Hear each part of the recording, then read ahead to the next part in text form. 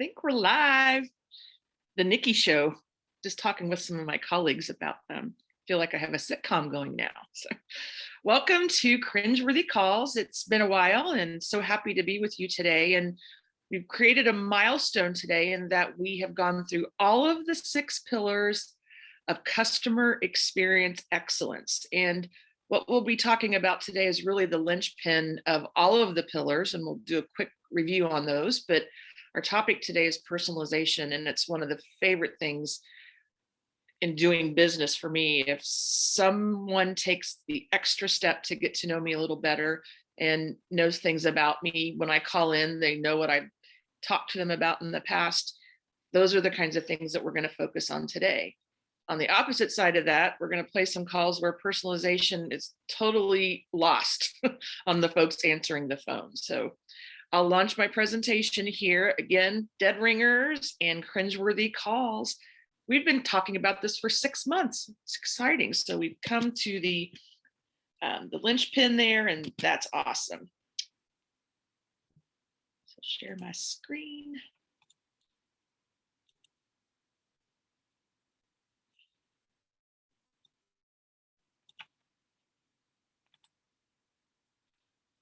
All righty. So let's get started with personalization today and how important it is as we interact with folks on the phone. We are dead ringers, and hopefully you know a little bit more about us now that we've had so much fun live streaming with you and sharing our knowledge of all of the calls that we've placed and the secret shops that we do. We are close, I think, to 6,000 calls that we've reviewed so far. So it's we've really come a long way, and I'm proud of that, and my team is proud of it too. Most of our clients are within the death care profession, so the calls you'll be hearing today are those calls into a funeral home or cemetery. It's really where we're rooted, but we can also help any kind of business. And I think the things that you'll learn today will translate really into any business. So I always begin our session, if you were to close your eyes and as the phone rings into your business, anyone answering that phone, have they been trained to use it? And these days, with the technology that we have, a lot of times that phone that's ringing is the one that's in our pocket. And so really thinking about those managers and owners of businesses out there, you haven't properly trained your people, it's really going to show when those customers call in. All right, so last year, it's been an interesting year. These were the items that we covered last time around integrity, and that's one of the 6 pillars, obviously. And we played some really interesting calls where there's a total lack of professionalism, lack of integrity, and really integrity is the golden rule. That's the way I like to think about it. That's why I kind of wore gold today. Just kidding. So it's doing the right thing when someone's not looking. Having integrity means that you do the right thing and you stand for something more than just profit. We all know profit's very important in business, but as we deal with customers, not always thinking of the bottom line. Having integrity can help you create a referral mindset. And what we mean in that is that when you serve people in the right way, they tend to hopefully tell other people how well they were treated. So as you place the integrity throughout your business and culture, thinking of it, what can we do to spread the love through a referral process with the customers that we serve? And integrity means you're not having 60 minutes pull up with the camera because of something that you've done within your business practices or business models. So don't be that bad headline in the media. We shared quite a few cringeworthy calls over the year now of folks really treating people badly in calls, and those calls being recorded and more or less splashed all over the internet. So be careful in how you interact with people, because you just never know. You may end up on a YouTube channel somewhere. And I think one really important thing as far as integrity is concerned, if you say that you are socially conscious, that you make local contributions, that you actually do that, and it's not just ad copy on your website or any of your materials, commercials, whatever that might be. So we've covered empathy, we've covered time and effort, resolution, expectations, integrity, and now we're really to the point where we are covering what really is the foundation and the basis of all of these pillars that we've talked about so far. We kind of work from the bottom up because I felt empathy was so lacking in all kinds of business situations that it was so important for us to cover that. Thanks for calling Zappos. This is Steve. How can I help you? Hi, Steve. I made a terrible mistake. Hey, hon, can you pack up all my jewelry for me? Yes, I need to return this. Honey, where did you put all my jewelry? I put it in that Zappos box. Mail them back to you guys. Maybe I'll throw all these out. What even is this? It's a judge. I can help with that.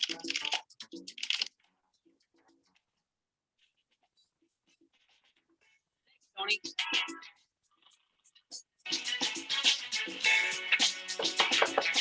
Hi, it's Steve from Zappos. I have your.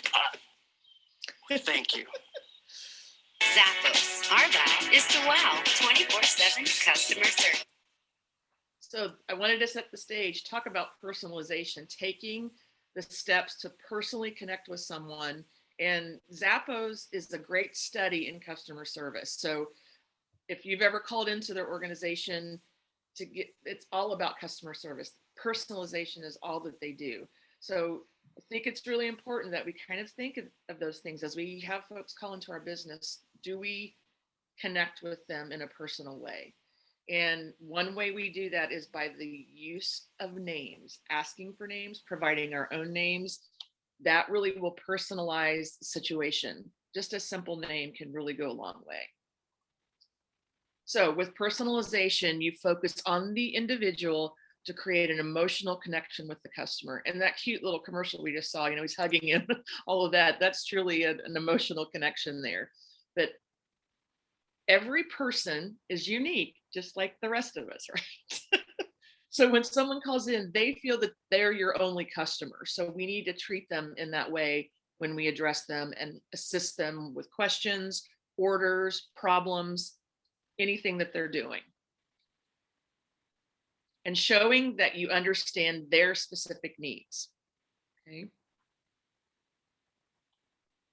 This becomes a little tricky if we don't have systems in place to our customer interaction. So there can be no personalization without quality data. So if you are a sales organization or if you are a call center and you have existing clients, just having their name and address in your system isn't sufficient. You need to have a history of where you've interacted with those folks over time. So I think it's really important to have some kind of database system. There are a lot of them out there. There are even free ones. So if you don't have the capital to make those kinds of purchases, there are systems that can help you that are free or low price. Okay, so I love personalization, as I mentioned, and I want to say it was 2 months ago. I'm a member of a wine club in the Central Coast region, and this is the tasting room that I visit. And we happen to be walking into the business. It's a small business, and one of the employees there saw that it's me, so he remembered my face. So we're kind of gathering around. My friends are joining me, and then the owner of the business comes out with this menu. And I don't know if you can see it very well, but he personalized it with my last name, our tasting party. And I would not shut up about this for like 3 or 4 days. You know how simple that was? Just a simple, this is a template he has, I know that, but that he took the effort to personalize this to me and my party really made me feel like a superstar around my friends. But simple things like this can mean so much to a customer. And I will always recommend Dirk at Absolution Cellars anytime someone says, where's the best place to get wine? Now, there are better wines than his, although they're really good, but the experience I get there, the personalization, the personalized treatment it goes so far. So I want you to keep that in mind. So personalization, we always do our homework and study statistics. We have our own that we'll share today, but there's some measurements that we found through Microsoft and Forbes magazine that says 72% of consumers now expect the professional to know who they are when they call in and have insights into their previous engagements. And 71% of consumers feel frustrated when a shopping experience is impersonal. Okay. You've heard the phrase, I felt like just a number. So what can we do to prevent our clients from feeling just like a number? And one way that happens is we don't ask for names. We don't personalize, create conversations versus just throwing out information and not connecting. 80% of companies report seeing an uplift since implementing personalization. So when we say an uplift, more clients, more revenue, more profits. So making the investment and finding ways to personalize things with your clients will provide an uplift in your business. Here are our statistics. We're approaching 6 years now capturing data, and 94% of the businesses that we call into and take a listen to based on our tracking, 94% are lacking personalization on some level, whether it's not asking for a name, not asking the right questions, or even in delving in open-ended questions to learn more about the client. 70% of professionals even fail to ask for the caller's name. Just that kind of blows my mind, but who's calling? May I ask who's calling it? It's a simple thing to connect with someone simply by using their name. And 34% of the professionals really focus on making an effort to connect with the caller. And so almost 70% of the time, we're not doing the work just to basically connect with the customer on a personal level. So here we go. I have some cringeworthy calls to share, as we always do, but I also have some cringeworthy videos, and I'm showing my age because the next thing that I'm going to show you is something where I first understood what customization and personalization is. And I know those gray hairs out there that might be listening to us will remember this as well. Have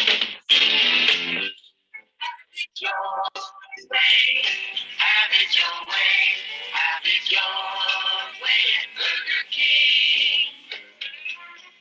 May I help you, sir? 2 Whoppers, 2 Whopper Juniors, and 4 Coca-Cola. And would I have to wait long if you made 1 Whopper with no pickle and no lettuce? No, sir.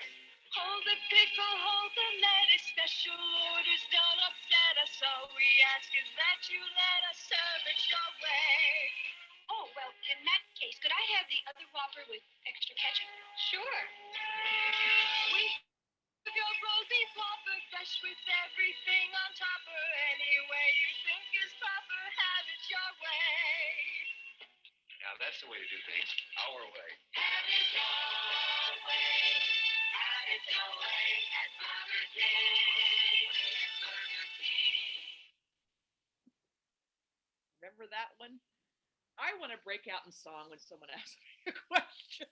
Those commercials were so fun back then, but that's how it should be. Did you hear him say that? Even back then, personalization was important to folks. We just weren't seeing it. That's probably circa 1974, that particular commercial. But that's going to be in your head all day because I've been singing it the past 2 days when we found it. So, but think of back to Burger King. What can we do to help our clients when they call in to have it their way? Okay, so now we're going to move into our cringeworthy calls, and we call this one "Baby Darling." Okay, can I say what it's in reference to, baby? So I'll know who to get. I needed to find out how much cremations are. Okay, darling, hold on, please. Thank you. Okay, I call that over personalization.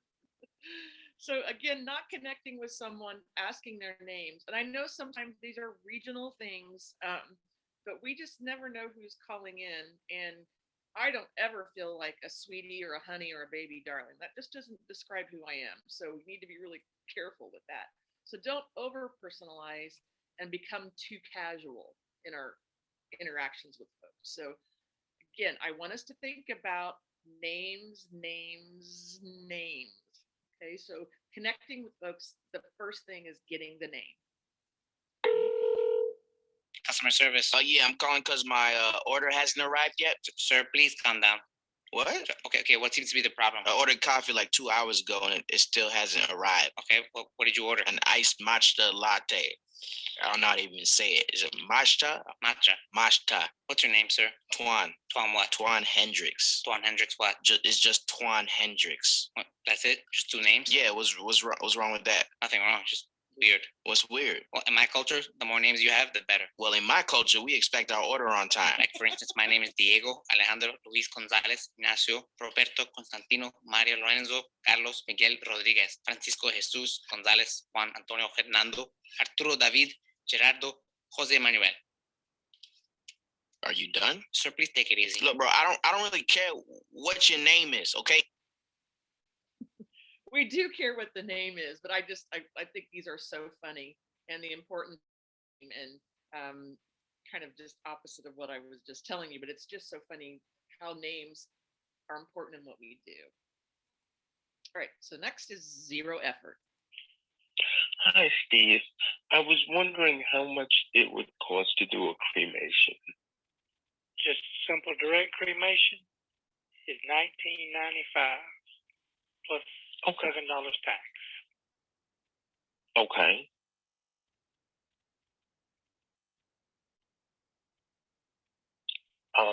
So that's it? That's it. That's not it. It's not it. There are so many ways that you could engage a customer, not just spouting off numbers and leaving it at that. He took zero effort to even try to connect with the customer. So not personalizing creates missed opportunities. And the lack of personalization creates commodities. And what I mean by this is if you're just doing transactional things within your business, if that's your strategy, that's fine. But what you do is that you create no differentiation in what it is that you offer with your competitors. So really good personalization does give you a competitive edge. Oh, and names. Oops.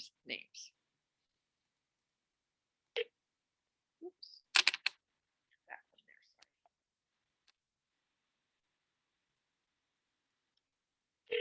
Discover card? Hey, so I'm looking at my bill and my FICO credit score is on here. Yeah, you've got our Discover It card, so you get your FICO score and your monthly statements now for free. That's nice of you. It's a great way to stay on top of your credit and make sure things look the way they should. Awesome sauce. Huh.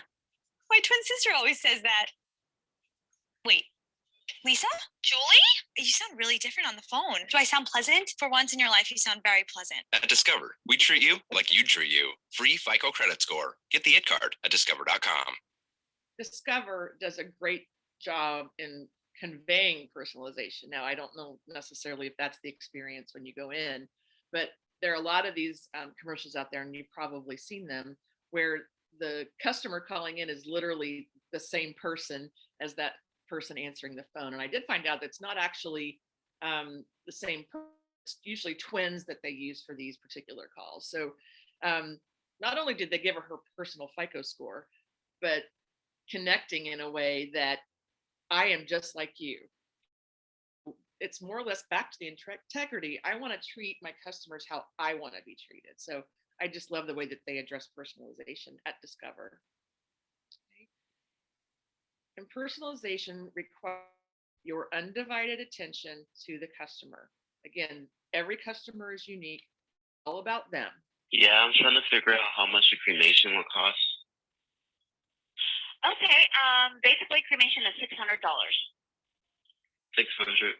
Okay. Yep. Thank you. And you're welcome. Sorry, you can I'm go still ahead. here. No, I'm still here.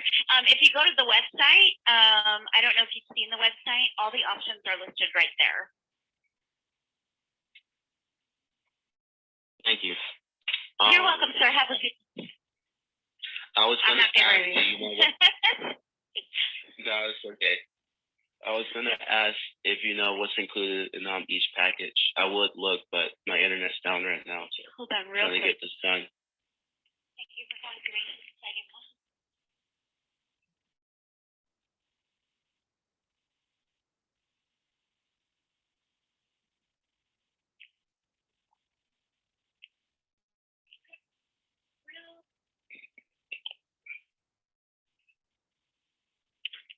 Okay. So if you go to the website, the only cremation that we have is direct cremation, and that's $598. Okay, what I want to point out here, and it might have been hard to hear, she's taking another call while she's addressing this person. She's also, you remember customer compromises? That was back in one of our other cringeworthy call shows, but putting all the work on the customer versus making that connection. If you go to our website, it's all there. You know, she's trying to talk with this guy, and then the phone rings, and then she just leaves him hanging, and she doesn't even really apologize for it in a effective manner, I think. So personalization means undivided attention to the client.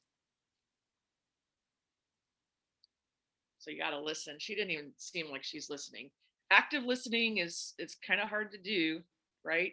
So we need to focus on what's at task.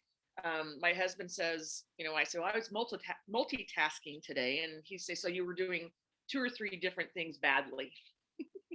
So if you don't focus on one item, the other things that you're doing don't necessarily get the attention and the effectiveness that you want. So listen. And it's not about you. We have to think about that when customers call in. And sometimes, you know, in my past life, in working in customer service, you know, you think, well, I would have handled it this way, or I would, like, it doesn't matter what I think. It's what the customer thinks. So thinking through those things, standing in their shoes, walking a mile in their shoes, all of those types of things, that harkens back to our empathy webinar. Oh, and remember, names. So the secret to success is to treat all customers as if the world revolves around them. Okay. And that can become frustrating, especially if we might have a problem customer, someone that's complaining, but think of it in this way, in giving someone the attention that they deserve. A lot of that harkens back to asking for a name. Here's a not so cringeworthy call we want to play. Can you tell me how much it would cost to do a cremation? Yes, of course. May I ask, has the death occurred? Not yet. Okay. May I ask to whom I am speaking? My name is Abby. Abby? Abby, who are the arrangements going to be for? My father. Your father. I am so sorry that he is not doing well. Abby, may I place you on just a brief hold? Yes. Abby, just in case I get disconnected, may I get the best phone number to reach you at? She really embodies all of the pillars that we've talked about. This call is probably a couple of years old, and I don't know if you can hear it in the caller's voice, but when she asks for her name, she almost like sighs. Her name's Abby. Like someone's finally asked for our name as we've done these secret shops. So using the name throughout the conversation, acknowledging that something terrible is going on in Abby's life. So she actually said, I'm sorry to hear your father's not doing well. Also asking for that phone number provides you information. It could be considered lead information, whatever that is, or it's a common courtesy. As we know, calls do get dropped. Having that information there and taking the extra steps.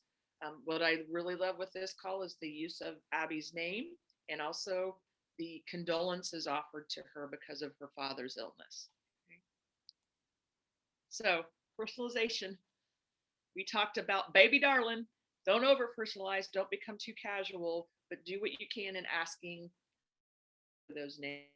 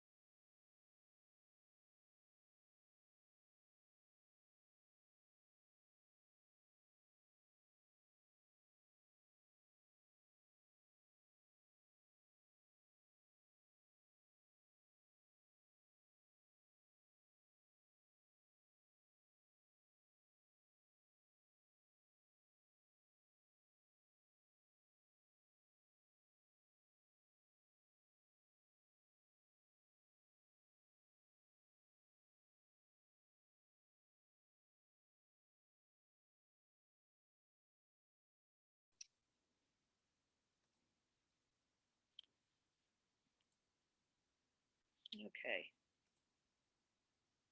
Sorry about that, folks.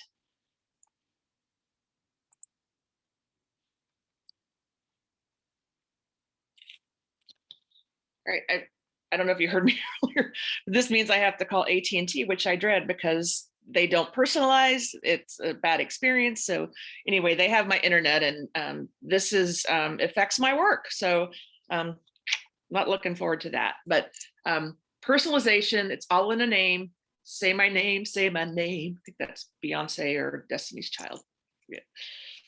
So number 3 was Baby Darling. Don't over personalize. Don't be too casual. Use an actual name. 0 effort. Not even trying. You have to do the work with personalization. And then 1, providing your undivided attention to that person. Okay. So we're wrapping up here. Next time, we're going to talk about discussing pricing on the phone. And sometimes that becomes difficult if you can't articulate the value that you bring. So we have some really great tips and best practices around this, but also some really cringeworthy calls when it comes to pricing. So we're looking forward to seeing you next month. It's Thursday, September 23rd at 2 p.m. We're so excited that we're continuing the series, and we hope that you can join us. Simply register at deadringers.co/cringeworthy, and we look forward to seeing you then. Have a great rest of your August, and look forward to seeing you soon. Bye-bye.